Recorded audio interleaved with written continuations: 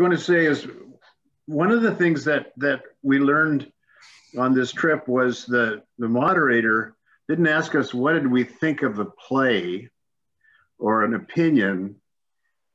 He asked the question, what do you remember? And in the light of our blue sky thinking as a breakout group, I would like to open the floor to anybody to tell us, what do you remember about David's presentation yesterday? And I will start that, of course, I remember the idea of value being outputs and inputs and the balance between the two. But the thing that struck me as much as anything was the series of slides showing how many states healthcare, I think I've got it right, David, is the dominant sector of that state's industry and that transition. So that's one of the things that I remembered, and I think it is an interesting challenge for our blue sky thinking. And I'm not going to call on people, but could several of you say, what do you remember about David's presentations before we go into, and Jennifer, I see your hand up.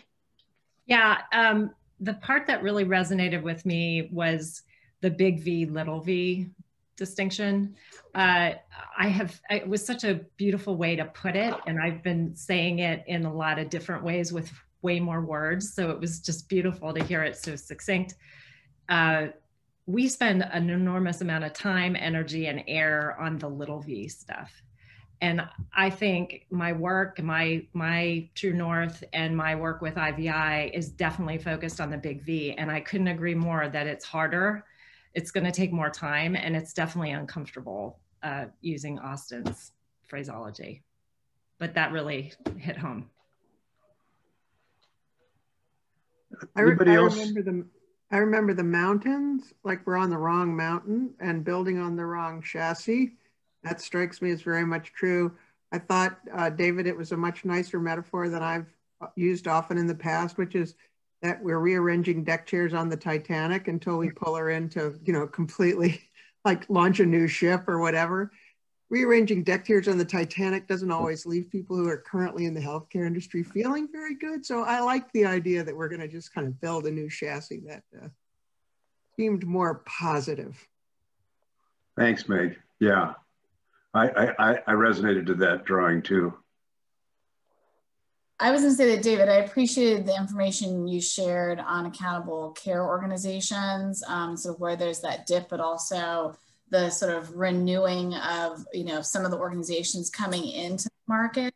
I will also say that there was one area I was curious that I didn't hear you talk about that I know has been discussed of late, which is how the pandemic and thinking about provider resilience is maybe an opportunity for us to reimagine some of these issues. We certainly in Medicaid have seen where providers for the first time understood the need to get off of that old chassis because they just weren't able to be as resilient without a capitation payment. So sorry, Eric, I just wanted to ask if David, if you had any thoughts. Yeah.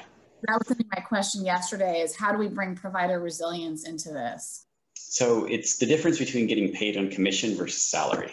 And doctors have been paid on commission for a very long time. And when your commissions are good, that's what you want to go for. And for the first time ever, salary was better than commission for a lot of doctors.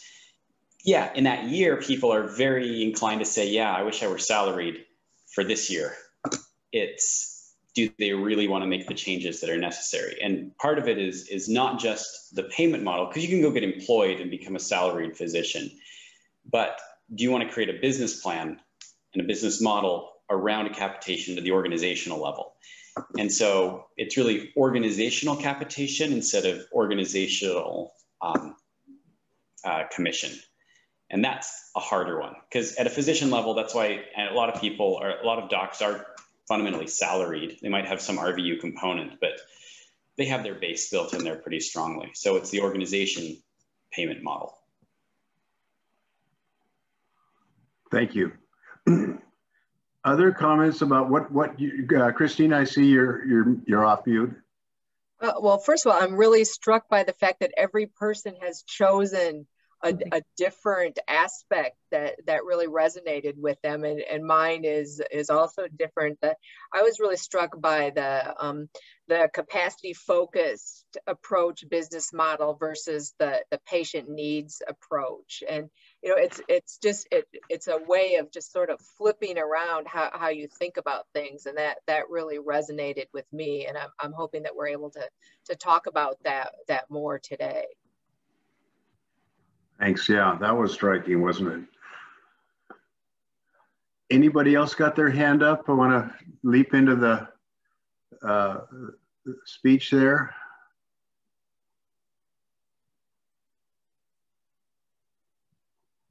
I see we have another person joined us, Sean Martin. Welcome. We've just introduced ourselves on our starting. Can you tell us about you, Sean?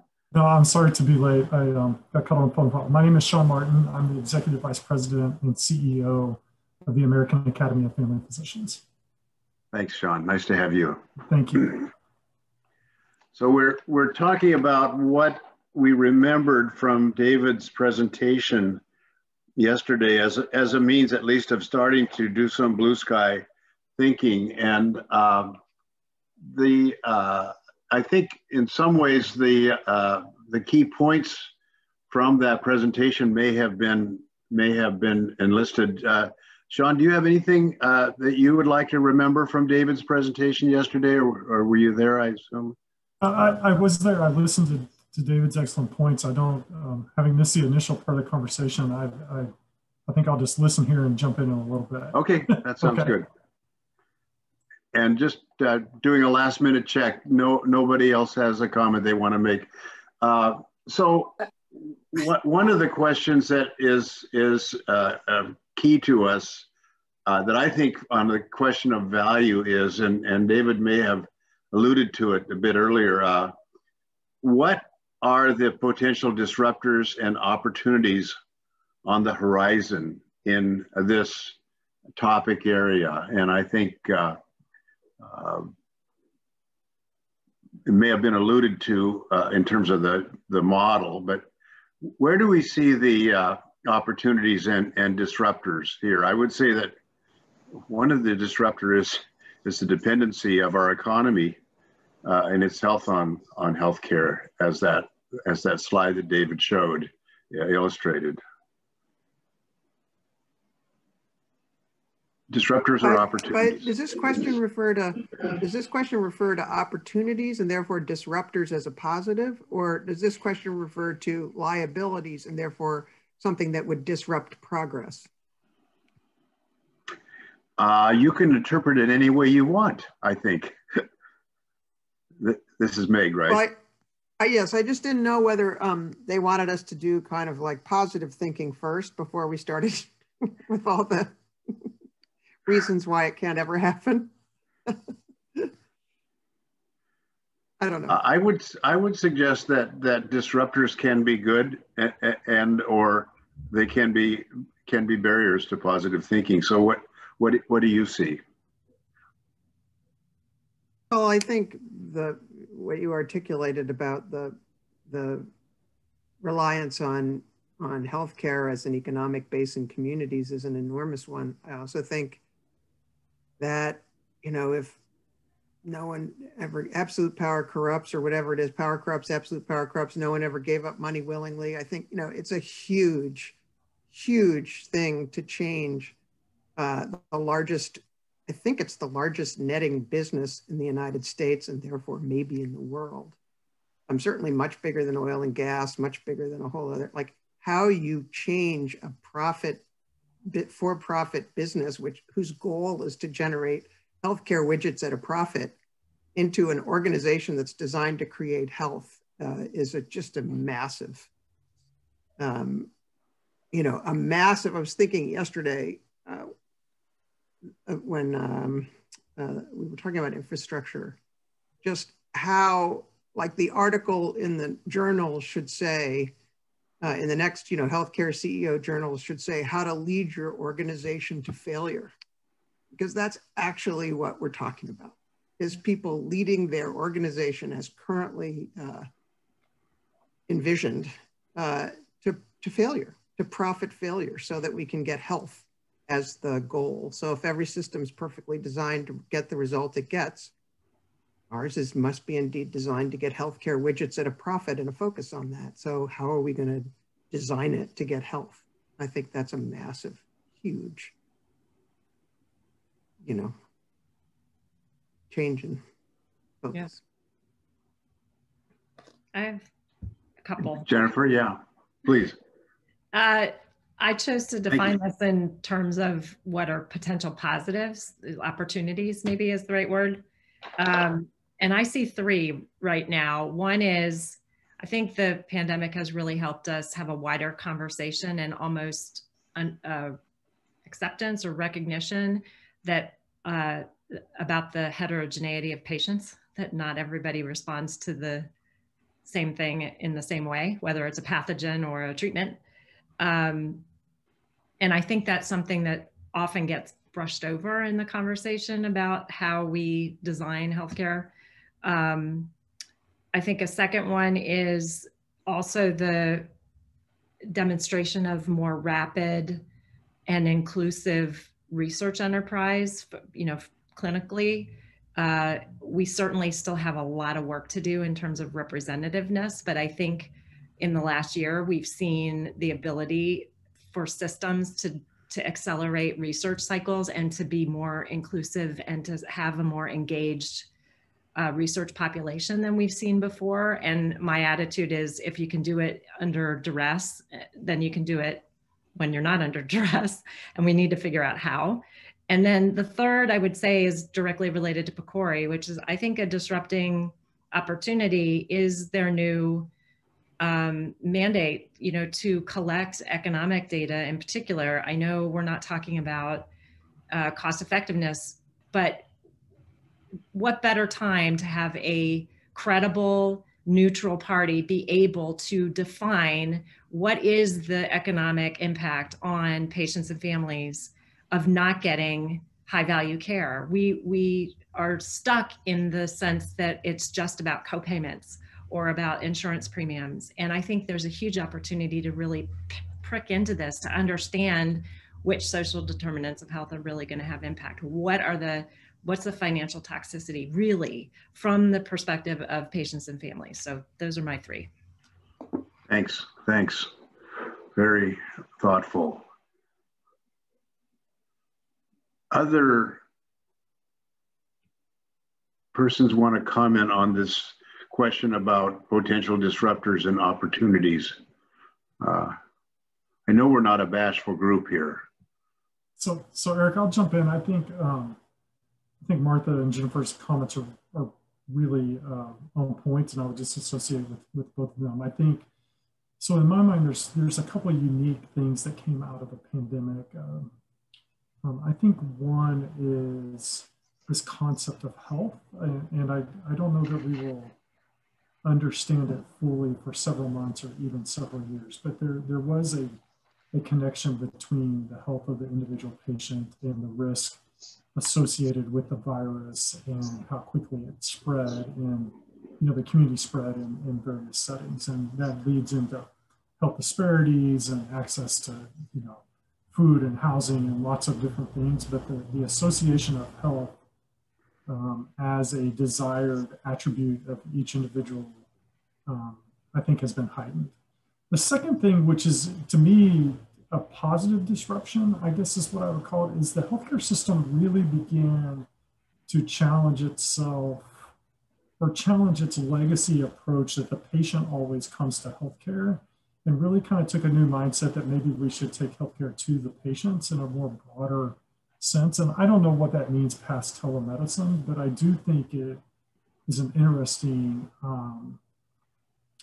shift we could see in the marketplace. And I don't think it's all the way back to home visits and Marcus Welby, but I do think asking 80-year-olds to navigate a unsafe community environment to go seek healthcare has forever changed. I think we now know that in the midst of a virus, maybe we want to keep them at home and take healthcare services to them so they could be safe and protected. And I think that will translate more broadly in the healthcare system over time. Thanks. It's an important lesson. Sharon? Yeah, I think what we've seen as a disruptor and is now an opportunity is, I think for the first time in decades, the importance of a robust public health infrastructure has been made apparently clear, and the lack of preparedness of the public health universe at the state, federal, and county and local levels to respond to something that I think every one of those public health officers knew was an inevitability, I think was shocking to the medical care universe, to the public health universe, and also to average everyday people who understood how vulnerable this left them in the face of a pandemic, not just from the virus, but from the confusion of messages, the lack of clarity, the noise in the system that really prevented people from actually understanding with any confidence who was speaking truth and who wasn't. And I think for the first time, there is a real opportunity to invest in public health and to do it in a way that reflects that there needs to be, this is something that I am completely passionate about, there needs to be a health in every policy. If we're really going to move away from the final red map that David put up yesterday, which only represented essentially medical care and not health, not investments in health, but the spend on medical care, then what we need to do that is different is think about every policy at a federal, state, and local level that takes into account the health implications for the population. And I think that is our opportunity. Articulating that in a way and demonstrating it in a way that makes it clear and not threatening to people is one of the challenges we have. But I do think it's also an opportunity. And we've got our hero, Dr. Fauci, who is kind of emblematic of what is, in many ways, what is the best of public health. And I think, interestingly, he has really helped to advance that cause through the integrity of his positioning over the last year.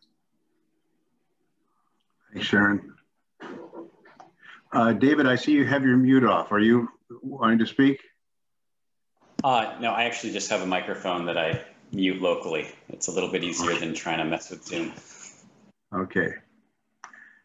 Well, I've heard, I think everybody has said something about how the pandemic has changed the way we look at things. It also changed how quickly the healthcare system, if you will, or the health system can respond. What is there a way to summarize some of the opportunities? The old saying is never waste a crisis and learn something in advance from a crisis. Are there thoughts that in and of itself is a springboard to these priorities for PCORI and improving value? Before we go to that, if I could just make one, and maybe it's a segue into that question, Eric, but I think one of the disruptors that happened was this sense of taking responsibility for your own health in some ways, or the things that you could do to take responsibility as far as masking goes and social distancing. And while we don't necessarily want to, incorporate, masks, in our as part of our culture across the board, I do think that it provides an opportunity for us to start having discussions about the extent to which self-care and taking responsibility for your own health can really bring value to the system. And Martha spoke earlier about a health systems are, you know, we want them to move towards creating health. But I would argue that we need to take it one step further and have them be, you know, supporting health rather than creating it. And I think there's a real opportunity there, you know, for us to move that discussion more towards how can we each take personal responsibility for our healthcare in a way that's missing right now. I agree. Mostly what I talk about is co-creating health. And I think that's the, you know, I posted something yesterday in the chat about how the word delivery always just strikes me in the most horrible way. You know, UPS delivers and I don't hardly have to move for it, you know. And I think that absolutely disempowers to our health, you know, detriment, the importance of co-creating health and with consumers, owners, whatever we want to call them, as the, you know, captains of the ship. I mean, no one has more impact on my health than I do. No one can. I mean, unless I'm about to have surgery, then somebody does, but 99.9% of the time, I'm my own primary care provider. You know? Thanks, Meg. And Sean has a comment about a lot of work being done on co-creating of health. Jennifer, you have your mute off. Are you wanting to say something? No, I thought Martha did a great job of saying it. I was just about to weigh in, especially in the mental health space, just to add on what Christine said. You know, certainly the recognition that mind-body connection is not something, we've been talking about it for decades, but for some reason we've had this epiphany that it's actually a thing. And to your point, Martha, the agency, the self-agency and the basics of, that's the ultimate patient-centered health system, which is we take, you know, we do what we can for ourselves, and then we have a system of care that can help us when we kind of reach our limit or we don't have the tools available to us.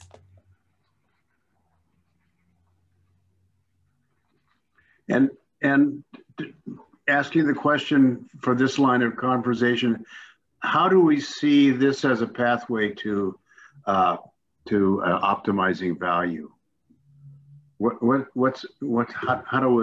Is there a vehicle that's going to take us there, or is there a formula that will make sure that this does optimize value? So I'll just ask a question that is raised in my mind. So is the cost of healthcare, so if we think of value somewhat as the overall cost, is that becoming a public health crisis because of all of the trickle-down effects that has on the federal government, on state and local governments, on individuals? You look at it with bankruptcies and other things. But is that a viewpoint that we need to put meaningful thought toward, which is it's not just a financial issue, it's a health issue because of the cost of healthcare? I mean, I would say yes, and we have not kind of, I think this is a very good conversation, but we have a lot of similar thinking in this group. And I think the general conversation that's happening outside of our little Zoom room today is that value is just about the price of things that we have to squeeze on in order to get better value out of it. And actually what all of us are talking about is starting from a different place, which is what is it that an individual or family needs to be healthy? And so what you're saying, David, is exactly right. The cost of the whole enterprise is a public health issue, but the way to turn it on its head is to start by asking the question, what is it that people, whether they're living with a chronic illness or an episodic illness, what is it they're actually needing in order to find health? And that will dictate a whole different approach, I think, different payment and what have you. But you know, it's not a small enterprise that we're talking about, but that's the true transformative opportunity. And how does that happen, Jennifer? Well, I think, well, I don't know. I think right now, I think the way that it starts to happen is that we change the narrative and the conversation. Right now, if you go into any policy level dialogue about this, it's a lot of people arguing for their self-interest and the status quo. And I think one of the opportunities that PCORI has, and NAM, this whole dialogue has, is to reframe the conversation about what is value. It's not, did you get the right price at the end of the day? It's, did you actually provide the service that was going to lead to a meaningful outcome? And we don't talk about it that way in public discourse at all. It's a fight over bottom line and who's got the power brokers. And I have always been a champion of PCORI and its work, because you're the only organization that's really standing out there saying, patients first, patients have to be at the table, patients need to be engaged, patients need to be asked. And so there is an opportunity to reframe the narrative about value is this first. So I think there's another dimension to this also, and it's not about patients, but it's about people. And so where in this was now $3 trillion expenditure, current expenditure, if we were to reevaluate and rebalance the portfolio, if you will, of this investment portfolio, what investments would bring about the greatest opportunity for people within this country to achieve the health they aspire to? And this is the kind of thing that leads to the defense, everybody putting up their own defensiveness and saying, well, don't take it out of my sector. But clearly the investments we're making are not producing the results that we need. And whether the dollar amount that we're spending is the right or wrong, certainly the outputs aren't. So if we rebalance the health portfolio, where would we put those dollars to create an opportunity for more people to achieve the health status and the health, and more communities to achieve the health that they aspire to? And I think that's the challenge, because it's also the one that threatens legacy, the legacy chassis, if you will, the most. And everyone of us, to some extent, has been a beneficiary of the legacy system. So, in many ways, it is outsiders probably who have the greatest potential for contributing to this conversation. The fox and the chicken coop dilemma, right, Sharon? Right. I heard a couple of themes, though, that I'd like to just pick up on. We've got two members of the PCORI leadership with us. And it was pointed out that PCORI now does have a mandate, which includes, we can talk about cost, which was off limits. It's a different kind of mandate. But Jennifer said cost of healthcare is a public health emergency. Is that something that our group would ever be so bold to declare? Is it or is that too extreme? I think as a research item for PCORI, that would be phenomenal to say, what is the impact of the cost on the health of the population? I mean, it's an area that is hinted at, but there's not been extensive research that frames up, I think, all of these issues. And it's not just at the individual, because you look at medical bankruptcies and that's been studied, but the federal government impact, as well as all of the other state and local and employer. I mean, all of these can impact health in a way that people I don't think appreciate. Yeah, by the time you've hit bankruptcy, you're at stage 4, to use that, right? There's a million other impacts or points at which financial burden created some stressor or, some level of unhealthiness that led to that moment. So and at a more meta level, there's the, schools education doesn't get funded because healthcare gets funded. That's the sort of next level up. But Sean, I'm sorry, I didn't mean to jump in on No, Martha, you were actually on the exact same line of thinking I was, which is, it's not just a public health issue, it's an infrastructure issue, a food issue, a housing issue. you know, as healthcare consumes more of each dollar, public support for housing, food, you know, schools, you know, first responders, all of those things are diminished, and that creates downward pressure on people's health because, you know, they're unable to have safe housing, access to food, et cetera. So I think it's an excellent point, Martha.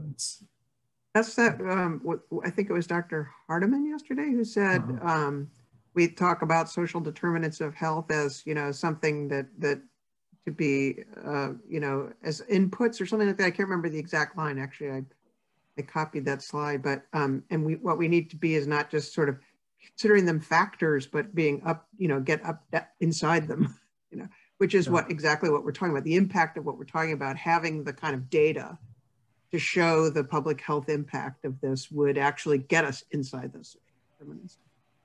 So the only thing I was going to add is I really, it's self-serving because I work for a primary care organization, but I'm going to say it anyway in the security of this small group is we spend a lot of money in our healthcare system around preservation of health, and we spend very little money on the promotion of health. And again, that's completely parochial, and I understand that, but I think it's a unique aspect of the American healthcare system that we will spend almost unlimited amounts of money to preserve health in an intervention perspective, that we will spend almost nothing and make it really difficult for you to actually spend your own money in the pursuit of health. And we spend a lot of money in pursuit of health that's not covered. Oh my God. The other thing I wanted to add to this discussion and yesterday's discussion, Sharon said a minute ago, you know, we all have we have all benefited from the legacy system. And I think patients, particularly people like me who've survived stage 4 diseases and had massive surgeries and all kinds of things like that, you know, I think that's absolutely true. And I think not to saber rattle or scare anybody, but to show full transparency, we should also do some thinking about and probably writing about what patients have to lose in transforming, just as Sean just said, sort of, I mean, patients have a lot to gain from that, but, you know, certainly we have stuff to lose from that too, because if it's, and I think that's complicated, right? Because that's sort of implying that it's a zero-sum game. And I think there are shifts that'll happen if we get out, if we stop doing the wrong things and start doing the right, you know, the things we know don't work and start doing the things we know do work, then, you know, there will be some gains from that. But I still think we ought to eyes wide open that patients also stand to lose something. There were a couple questions yesterday on the rare disease point, you know, in the chat. And I think this is that issue bubbling up. You know, I agree with that, but I mean, there are winners and losers now.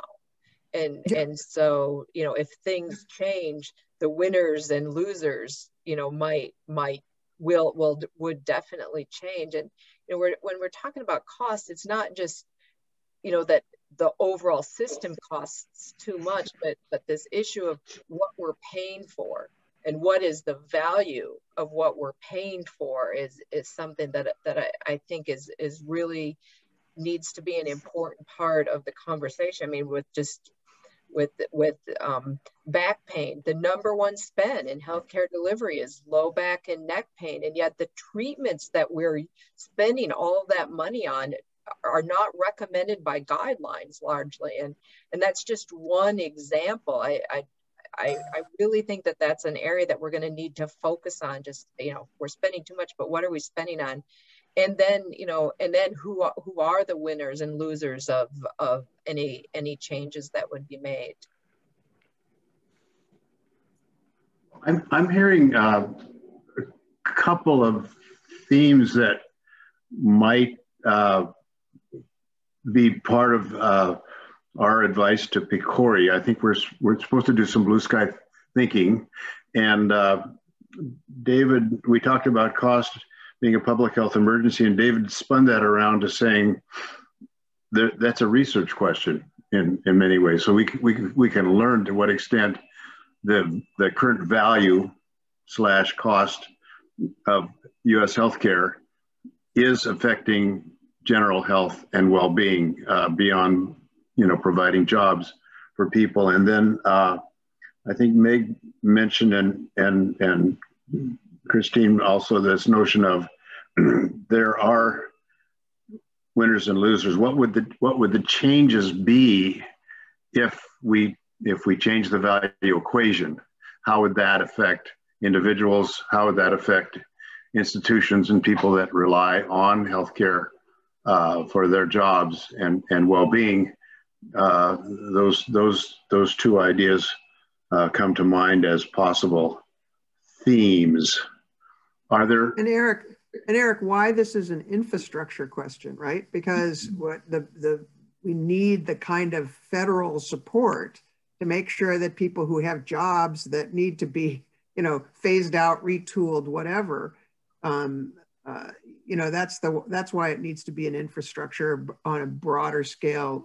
Like Sharon was saying, every legislation should have a health component, and it is going to need to be, I think, at that massive scale. The other thing I was thinking was the ABIM Foundation has been on this choosing wisely for an awful long time. So I'm guessing that there is a fair amount of data about messaging this and how to talk to patients and clinicians. And I assume there is research that's spun off of that. I haven't followed it, the research part of it carefully, but there just may be a resource there.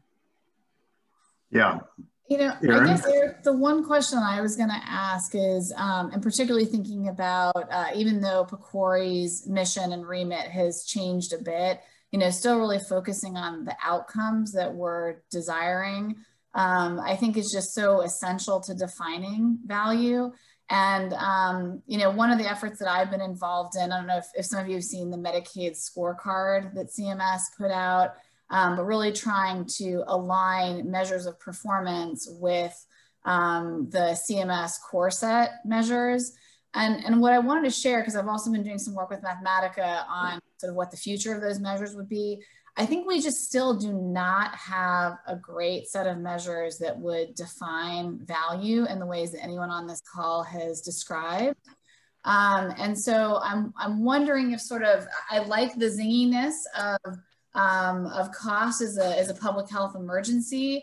At the same time, I feel like if we take that framing, and we do have to have a problem statement, but if we take that framing without defining where we want to go and acknowledging that we have imperfect measures and imperfect data to support those measures, that we're still not driving in the direction that I particularly think PCORI could be very valuable to helping us achieve. Because there just isn't enough research happening in that measure development space that would take advantage of the things that our friends in the infrastructure and technology group are talking about concurrently. Thanks, Erin. I think that made me think of the slide that David showed on changing the worldview in terms of the metrics, capacity focused versus patient needs focused in terms of the business model. And I personally would agree with exactly what you said, where our metrics are not necessarily the right ones. And I would say, and Sharon can correct me if I'm wrong, I was shocked when I went to an HMO and found that the metrics are really the same as they are in fee-for-service in terms of the driving metrics. Even though we talk a lot about per member per month, a lot of productivity is still derived from the traditional model of healthcare.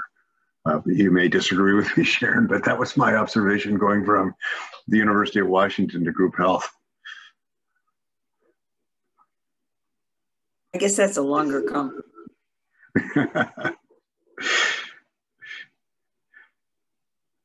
Other comments on this topic? We've got this notion of public health and research and value, and then Erin has raised a good point about a topic for PCORI might be, let's look at the metrics and the consequences of the metrics and what a change in metrics might portend. Eric, can I add to that? That I think flowing from the metrics, what then the payment models are to help get you to value. Because I think, the conversation that David and I were having a bit earlier in this discussion about how do we see provider resilience or sort of the change in the sort of team or organizational business model to respond, I think to me falls in this sweet spot of what PCORI could do around defining value. And we know, for example, that even CMMI has not really released models that would work for both Medicare and Medicaid. And so to really bring everybody into the fold with innovative models that correct some of these issues that are the blue sky thinking, I think, you know, we need to go from what do we want to achieve to what are the payment models that help providers actually get to a new way of doing business. And we just don't, like a lot of the providers that I talk to just don't know how to get there and could really value from an evidence base to help them. And again, another resource, the National Quality Forum, which has just done a big strategic plan, is doing a part of the big strategic plan is to provide a measure architecture, sort of for national kind of architecture of measurement. And certainly that would be grounded ideally in notions of value that we're talking about here. And if it's not grounded in notions of value that are built on a different chassis, then we're just going to be doing the same thing over and over again and expecting a different result. So there's resources and thinking and effort going into that, and we should collaborate there between PCORI and the NQF. It is very easy to sort of flip back into the frame of medical care or healthcare services. And I think one of the challenges we've set for ourselves at PCORI is to pull back, at least at a priority level, to the notion of health. And within that notion of health, we certainly have had and will continue to have a research agenda that incorporates healthcare, medical care issues, healthcare issues. Our goal is to introduce more in the way of health. And in some ways we're operating in kind of a four square grid, at least four, maybe more, of value at the individual level, value at the community or population level, and then burden at the individual level versus burden at the community level of any intervention or the absence of an intervention. And I think our challenge and our opportunity is to place the research we contract for in each of those buckets, if you will, so that there are conclusions to be drawn about the impact on individuals, on people, as well as the individuals as well as communities. And thinking about the Medicaid program, one of the most striking, we don't talk about price. PCORI doesn't talk about price. We don't have a place to talk about price. But one of the most striking statistics for me in the last 20 years was the Arizona Medicaid director saying the state of Arizona will spend more on the antiviral hepatitis drugs than we have to spend on the entire K through 12 public school system in Arizona. Now, if that isn't a public health crisis, I don't know what is. So we're not playing in the arena of price, but when we think about the impact on health and the link between educational attainment and health later in life, it's hard not to take into consideration where we're putting our investments and how we demonstrate evidence for that. And as Meg said, being quite open about the fact that if we shift investments, there are people who are going to feel as if this is a loss and this is a takeaway. We did a project for the Robert Wood Johnson Foundation a few years ago, and we were looking at the total spend on health and how people looked at it. And it was fascinating to look at the differences between, like a hospital system who's looking at it as what are we spending on medical care? And then you talk to a state Medicaid agency or a state government and says every dollar we spend on Medicaid is a dollar we don't spend on education. And so it's a very different cost, because that's where it directly impacts what we are doing with the funds that are available. And, you know, it goes into the public health side, but I think it just goes into how much cost in general relates to health. And I think I'm glad that PCORI can look at it, but I think that it's not a narrow view of cost, it's a broad view of cost. And where do all of these different things impact the health of the population? And we do know from somewhere, I think, and somebody correct me if this is wrong, but that healthcare, like healthcare services, accounts for 12% of health. So the other, 88% has nothing to do with healthcare, even though we spend $3.5 trillion now on healthcare. So imagine if you say, well, it counts for 12% of health, so we're going to take, 88%, we're going to quadruple that or whatever, quintuple, I'm not very good at math, and spend that on health. Imagine what that number would be that we would be spending on education and, God, it's just astounding. Yeah. So given that. Yeah, I'll mention a couple of things. So those statistics actually aren't very good, so I wouldn't go there. Mention those, but that concept is there. How much we spend, how much does health care relate to health is a very good question that's really hard to answer. But that concept is really good. So I'll do two anecdotes or two statistics or things that I think are relevant for this. One is when we look at all of the advancements of the 20th century, we have antibiotics, which allows us to do surgeries that we couldn't do before. We have all of the interventions. The one thing that did the most to extend life expectancy than anything else was clean water. And you think of that as, oh, is that health? And it's like, oh, it certainly does. It matters a whole lot. Other one is, so some of you know Brent James. So Brent James is Intermountain Healthcare. He's worked with Don Berwick with the IHI for years, and is kind of one of the real thought leaders. Well, he's retired. I guess he's still a thought leader, just a retired thought leader, looking at continuous quality improvement and how you can try to improve the delivery of care. And it's fascinating when you talk to him and you say, okay, what's the best investment we can do to improve the health of our population? He doesn't pause at all. He says, invest in education.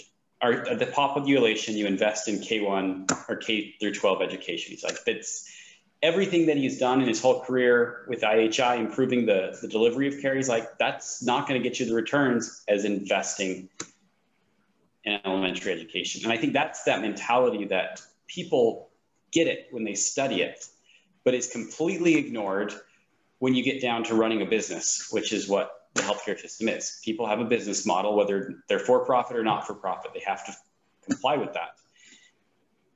They're not focusing on the health of the population. They're focusing on running their business. So, David, and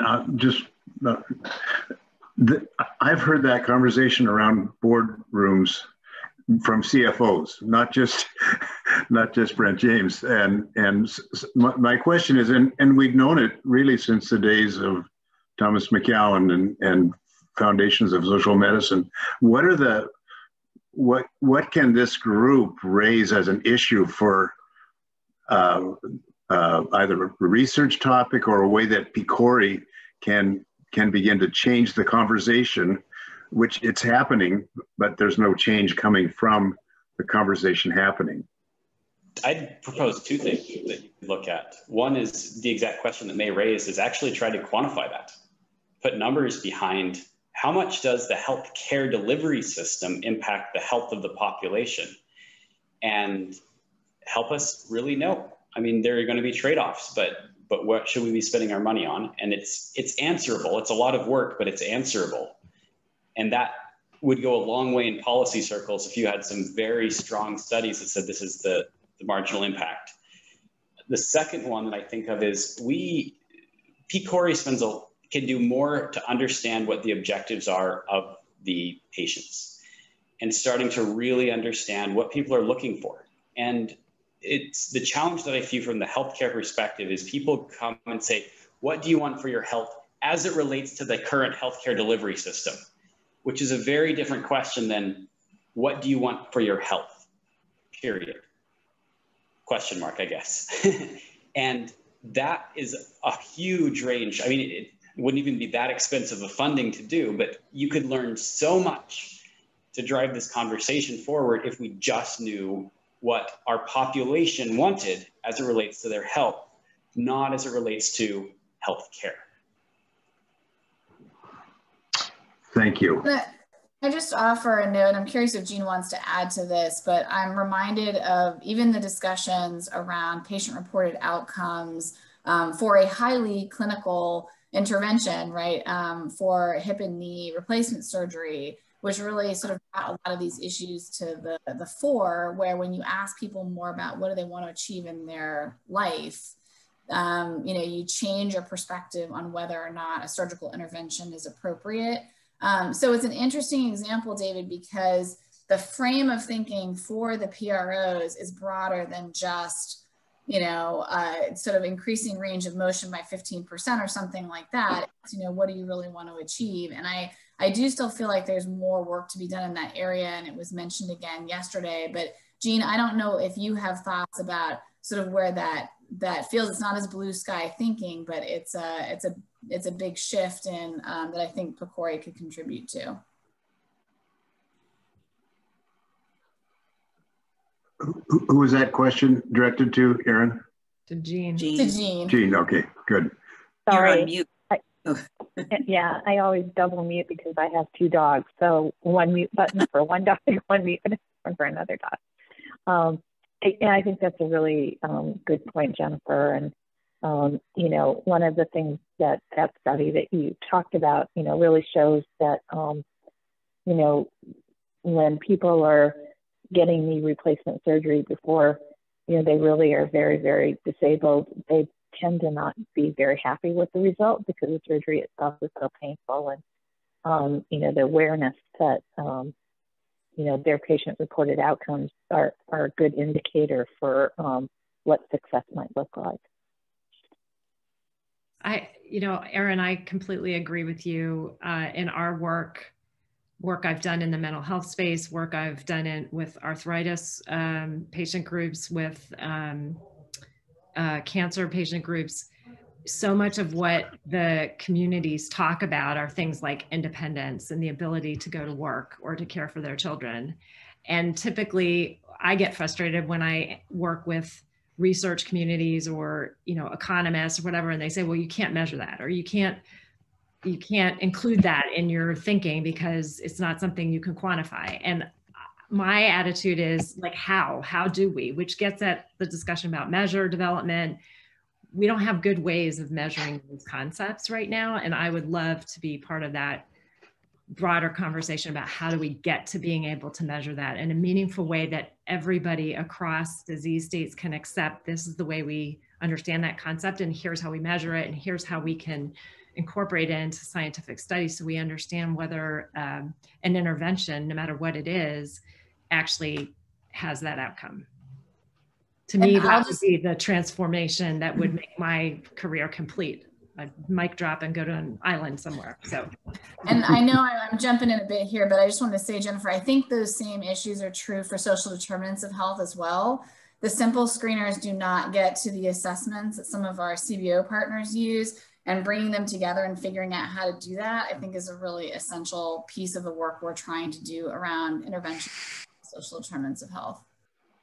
One perhaps caution or opportunity, and I don't know if this is appropriate for PCORI, but I'm reminded in this conversation about the data that came out a long time ago saying that most medial meniscal tear surgical repairs are not valuable, and that the same thing can be achieved with physical therapy.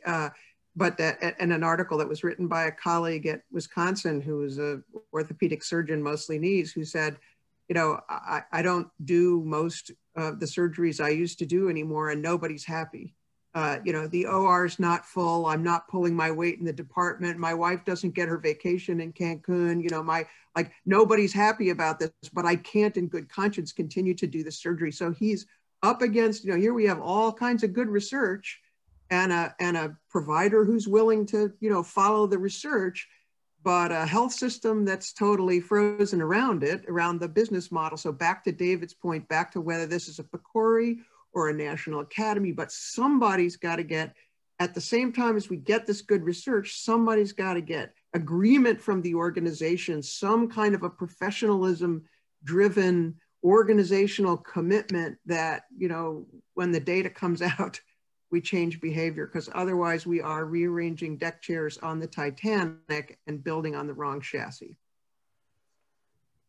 With that, I'm just going to point out that we've got a few more minutes as a group to share ideas, and then Mike is going to try to summarize some of this. I think it's been a really great discussion.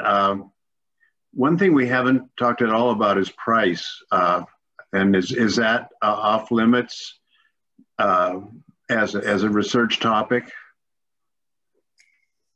I think from a PCORI perspective, and Jean's still on the line, but I have a feeling that some of the prohibition that's embedded in our reauthorization would probably make it very challenging to look at price in terms of PCORI research. Jean? Yeah, so the same prohibitions around the use of quality adjusted life years in doing cost effectiveness analysis is still maintained in our reauthorizing legislation. And if price was a primary aim of the study, it probably would, excuse me, be considered out of unallowable, but certainly the reauthorizing legislation allows it as a secondary aim. And, you know, the language is pretty consistent around patient-centered cost data. So, you know, cost implications that are relevant to patients as well as other parts of society. So like absenteeism, presenteeism, cost of transportation, things like that as well. So can I need to jump, unfortunately, but Jean knows I always like to have the last word. So can I just say that I think that the current scope of the mandate for PCORI is actually a good thing, because I think it really will allow the organization to help drive a shift in our conversation about what is value. I think if you were allowed to address cost effectiveness analysis, we would rapidly spiral into this war over whose data is right. And I will say, having led IVI for the last 3 years, this is the thing that's holding us back. If all we do is spend time arguing about the quality, we're never going to back up enough to see what are the components of value that actually matter. And to me, that's the opportunity. And that's what we've been talking about for the last hour. And so not having that on your plate is actually a huge win, because that allows you to redirect and start with where we should start, which is what is going to lead to health. Because we can spend all our time arguing about the price and how you calculate the price. And I'm not an economist, but if you're paying for the wrong thing, you're still wasting money. And that's, to me, the reason why we have to start with what is it we're buying first, and then we can talk about price, but not flip it around. So that's it. I'm out. Thanks for having me. You do get a very strong statement and very well stated. Nice to see you. Thanks. Thanks.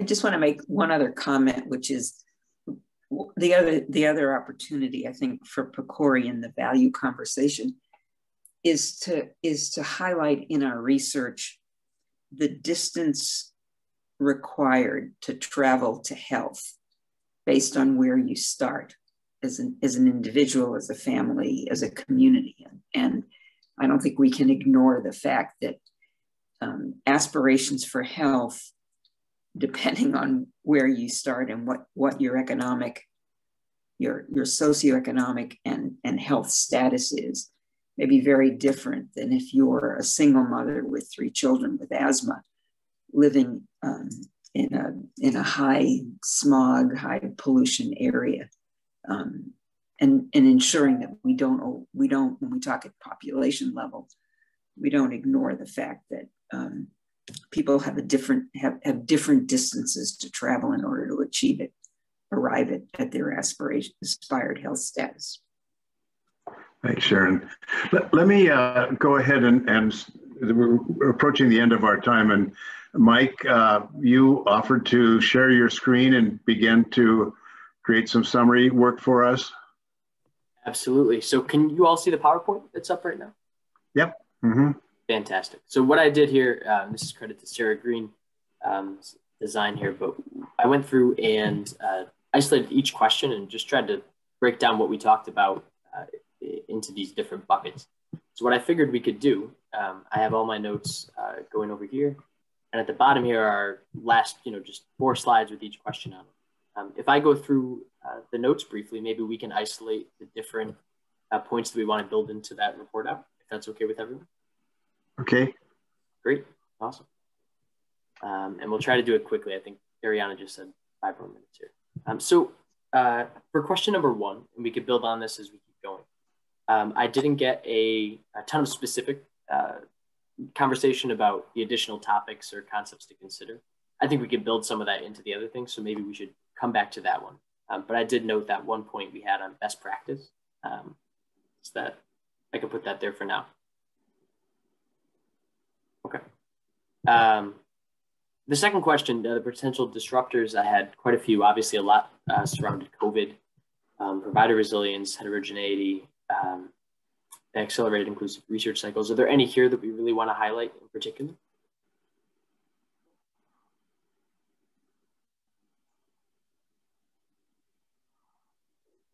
Or we could highlight all of them, if that's okay. I think the 4th bullet, the heightened concept of health, seemed to come up a lot in the discussion. Agreed. So maybe that one goes at the top. Agreed.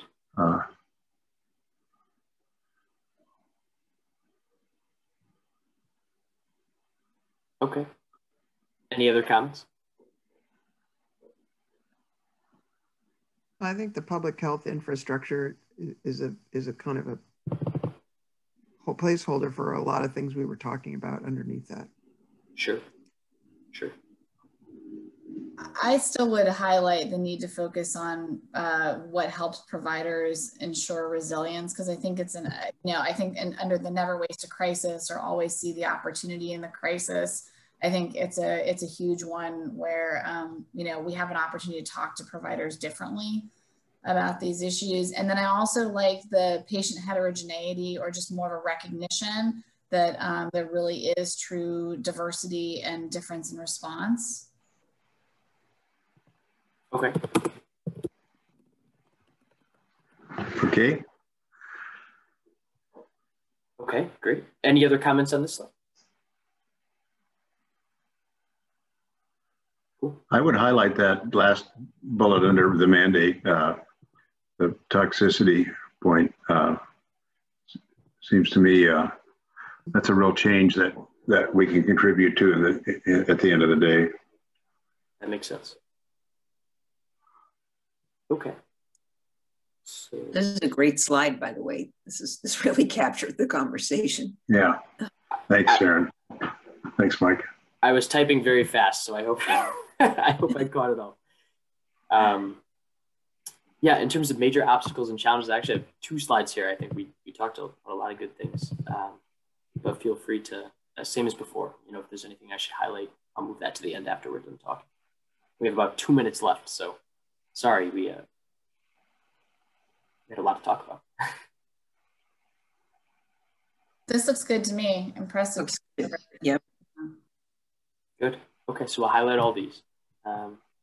Anything on this slide that we really want to highlight?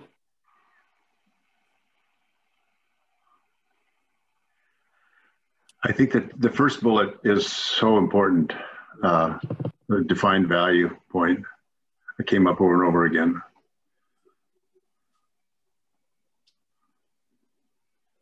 And I'd also add that the lack of workable measures and definitions basically makes the measurement process helter-skelter, expensive, and resented.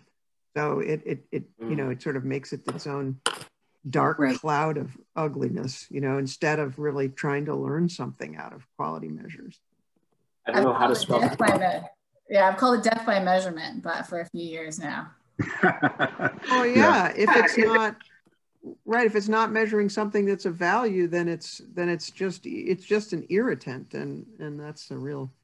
And everybody's got their own set of measures. Right. That's the livelihood too. So remember. Exactly. More of that 3.5 trillion. Mike, you might consider copying this one about the workable measures for inclusion on slide 1 too. We can just reword it, and I think it would apply to that slide 1, you know, areas for more work. Sure. And when we do that, just because I know we're moving through this quickly, if you could add, I think what we're talking about here is actually leveraging the changes to infrastructure and technology also to help define value differently. Okay, can you repeat that one more time for me? I'm sorry.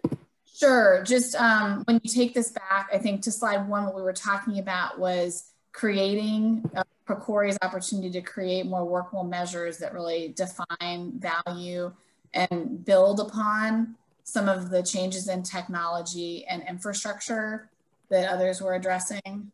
Sure.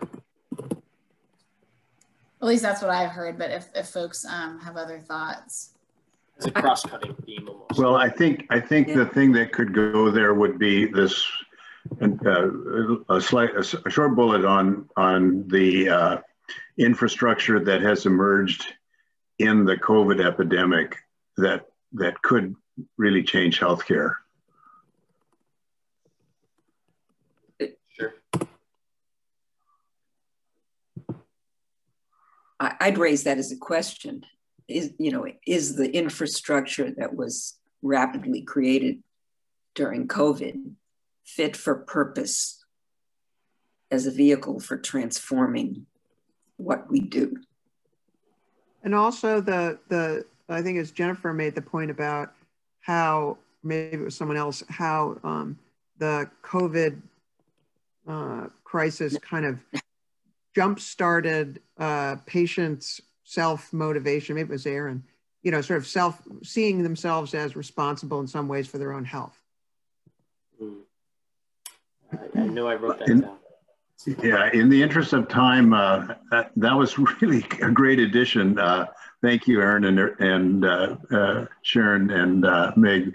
What else do we have to look at here, Mike? Yep. The last thing here is this last question, which we had a ton of great suggestions for about what it would take for the topic to have a measurable and positive impact in terms of actions by the NAM, PCORI, and partners. If we can go through, there's 2 slides here on that I've been able to distill. All of them are great. We can put them all on there, but yeah, feel free to tell me.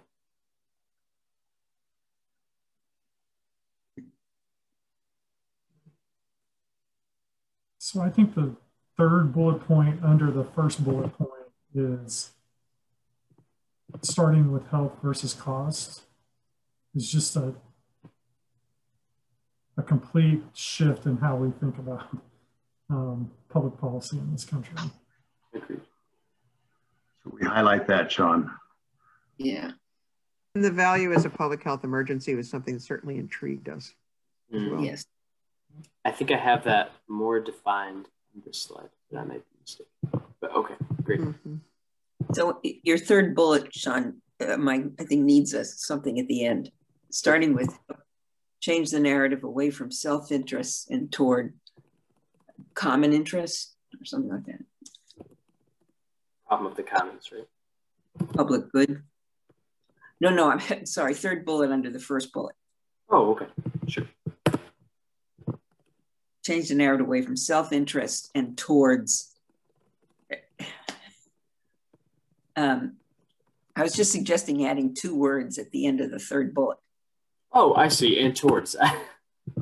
Yeah. I understand. Thank you. You're fast, Mike. prescription. Let's go to the next one.